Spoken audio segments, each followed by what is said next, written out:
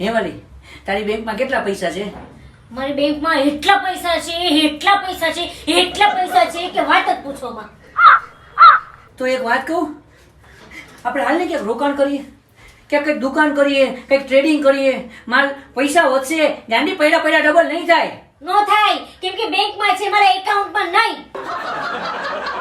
કેમ મારો તો ખોપડી તો સાલે કમ્મા.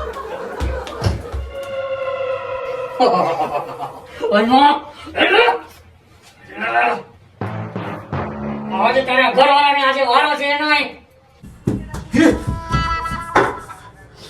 શું છે? તારી ભાઈ મારા કબજામાં છે. જેટલા ઘરમાં દાગીના ને પૈસા હોય ને બધું લઈને ફટાફટ પાછો આવ, તો જાણે છોડીશ, ના તો નહીં છોડું. અરે ભાઈ, હું ઘરના દાગીના, પૈસા, રૂપિયા અને મારા મકાનના દસ્તાવેજ લઈ આવું, તું આને મૂકી દે.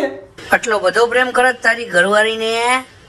મારી ઘરવાળીને પ્રેમ નથી કરતો, એનાથી બીવું છું. હમણાં એ આવશે ને તો મને તોડી નાખશે. આ બાજુવાળાની છે. અરે હું તો ચોર છું, હું તો ઘંટી ચોર છું, ઘંટી ચોર. હટ, તારા પૈસા કોણ લઈને જાય? હટ. કેમ મારો તો ખોપડી તો સાલે. ક્યારેક બહુ જ ઉપાધિને ટેન્શનમાં હો ને, તો તમે તમારા લગ્નની સીડી છે ને એને રિવર્સ કરીને જોજો. તમારી ઘરવાળી તમારા ગળામાંથી હાર પાછો ઉતારશે, કારમાંથી ઉતરી જાય અને પિયર જતી હશે, અને તમે લોકો વાજતે ગાજતે પાછા ઘરે આવતા હશો. બહુ મજા આવી જાય.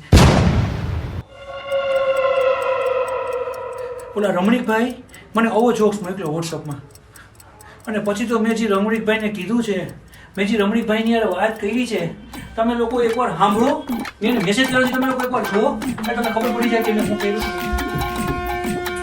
તમે આ ફેસબુકમાંથી રમણીકભાઈને કેમ બ્લોક કરી દીધા? બ્લોક જ કરતો ને, ફેસબુકમાં રમણીકીઓ મારી પોસ્ટ વાંચતો અને ઘરે આવીને કોમેન્ટ કરતો. દુઃખની બે ચાવી છે, બબડાટ અને કકડાટ.